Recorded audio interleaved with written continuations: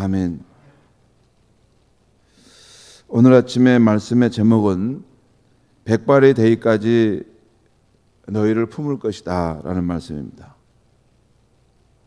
백발의 대의까지 품을 것이다. 오늘 아침 말씀은 이스라엘이 포로 생활하고 있던 바벨론 제국의 신들과 여호와 하나님을 비교하면서 하나님만이 자기 백성을 위한 참된 신이심을 증거하고 있습니다.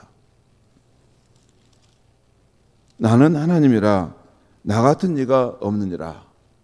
정말 이 세상에 둘러보면 우리 하나님 같은 분이 없으시다라고 할 만큼 그분은 능력이 많으실 뿐만 아니라 사랑이 한없으신 분이라는 것입니다.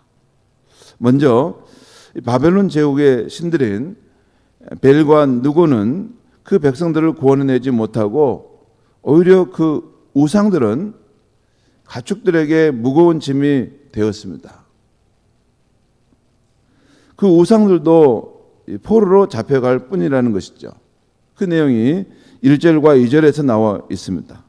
이것은 그 당시 페르시아의 고레스 왕에게 바벨론 제국이 멸망할 때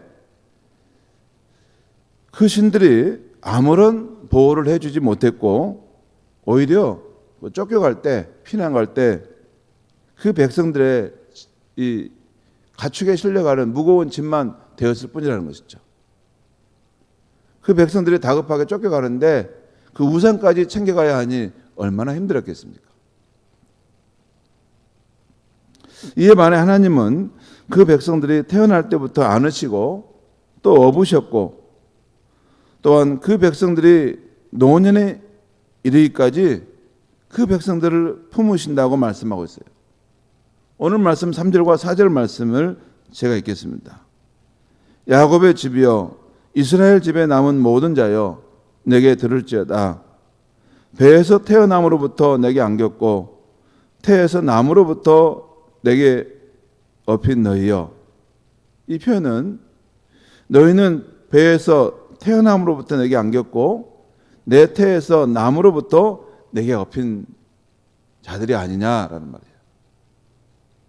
그러면 4절에 너희가 노년에 이르기까지 내가 그리하겠고 백발의 대의까지 내가 너희를 품을 것이라.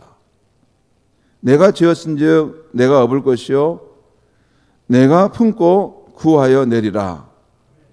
여기서 내가 태어나게 하였은즉 너희를 업을 것이고 또 품을 것이고 또 위기가 있을 때 내가 너희를 구원해 낼 것이다. 구하여 내리라는 말은 그런 뜻입니다. 하나님의 백성에게 얼마나 위로와 용기가 되는 말씀인지 모릅니다.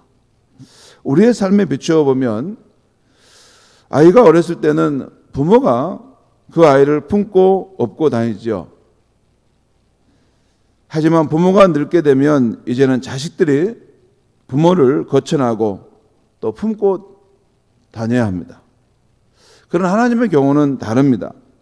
우리가 태어날 때부터 청년, 장년, 그리고 백발의 노년에 이르기까지 일평생 우리를 품으시고 또 위험한 순간에는 우리를 구원해 내십니다. 그러니 참 우리는 행복한 사람들입니다. 그리고 다시 한번 하나님은 자신은 사람들이 어깨에 메고 다니는 우상들과 비교될 수 없는 존재임을 말씀하고 있어요. 우상들은 사람들이 어느 초소에 두어야만이 겨우 그곳에 서 있을 수 있고 또 아무리 그 우상에게 부르짖어도 응답해 주지도 않고 고난에서 구원해 주지도 못한다는 것입니다. 이 내용이 오늘 보면 5절에 7절에 나와 있는데 이 말씀의 의미는 이런 거예요. 우상은 아무리 부르짖어도 응답해 주지도 그 고난에서 구원해 주지도 못한다는 것을 말할 때는 그에 반해서 하나님은 우리가 부르짖을 때 응답해 주시고 우리가 고난 가운데 있을 때 우리를 능히 구원해 줄 수 있는 분이라는 것을 말씀하고 있는 거예요. 그런 나에 비해서 저 우상이 과연 그렇게 할 수 있겠느냐는 거죠. 나는 하나님이라 나 외에 다른 신이 없느니라 라고 지금 말씀하고 있는 것입니다. 아무튼 하나님은 시초부터 아직 이루어지지 않은 미래의 일을 알리셨고 또 자신의 뜻이 이루어질 것이라고 하셨습니다. 특별히 11절 말씀을 제가 읽겠습니다. 내가 동쪽에서 사나운 날짐승을 부르며 먼 나라에서 나의 뜻을 이룰 사람을 부를 것이다. 동쪽에서 사나운 날짐승을 부르고 먼 나라에서 나의 뜻을 이룰 사람을 부른다. 내가 말하였은즉 반드시 이룰 것이요 계획하였은즉 반드시 시행하리라. 이것은 그 당시 동방에서 페르시아 제국, 신흥 제국이었던 페르시아 제국의 고레스 왕을 일으켰어서 하나님의 뜻을 이루시게 될 것이라는 것을 말씀하는 것입니다.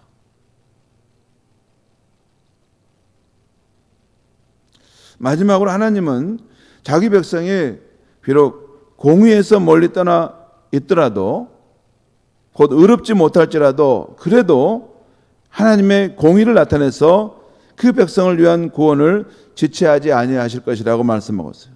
이 내용은 12절에 13절에 나와 있습니다. 여기 보면 13절에 보면 하나님께서 나의 구원을 지체하지 아니할 것이다 라고 말씀하셨는데 왜 하나님께서 공의롭지 못한 그 백성을 그래도 구원하시는가? 그 근거가 어디 나오냐면 13절 처음 보면 나의 공의를 가깝게 할 것인지요. 하나님의 공의를 근거로 해서 의롭지 못하지만 그 백성을 구원해낼 것이라는 거예요. 여러분, 이 공의라는 말 속에는 하나님께서 자기 백성과 맺은 언약에 대해서 신실하느냐라는 것을 의미해요. 하나님과 자기 백성이 언약을 맺었어요. 서로 신실하게 나는 너희 하나님으로 너는 나의 백성으로 함께 살아가자. 그것이 출애굽기 20장 시내산에서 맺은 유명한 자기 백성과의 맺은 언약입니다. 이것은 구약 성경 전체를 관통하고 있는 주제예요. 그런데 그 백성은 하나님 앞에 이게 의롭지 못하고 신실하지 못했어요. 그렇지만 하나님은 그 자기 백성에 대해서 맺은 언약, 그것을 늘 신실하게 지킴으로써 자신의 공의를 나타내신다는 것이에요. 비록 내 백성이 의롭지 못하고 그들이 잘못하고 허물이 있을지라도 나는 나의 공의, 나의 신실함을 나타내서 내 백성을 향한 구원을 지체치 않을 것이다. 그 말씀입니다. 성도 여러분, 오늘 아침 우리가 꼭 기억해야 할 말씀은 하나님께서 자기 백성에게 하신 말씀인 너희가 노년에 이르기까지 내가 너희를 업겠고 백발이 되기까지 내가 너희를 품을 것이다. 내가 지었은즉 내가 품고 구하여 내리라 하는 말씀입니다.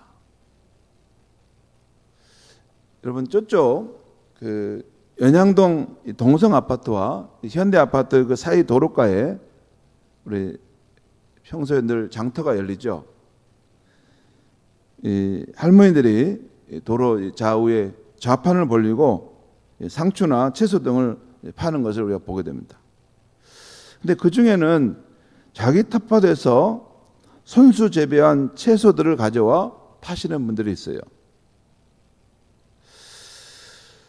보기에 별로 상품성이 없어 보이지만 그래도 이 더위에 앉아 계신 하나님을 더위에 앉아 있는 그 할머니들을 생각해서 그 채소를 사주려고 물어보면 이거 얼마입니까? 물어보면 의외로 비쌉니다.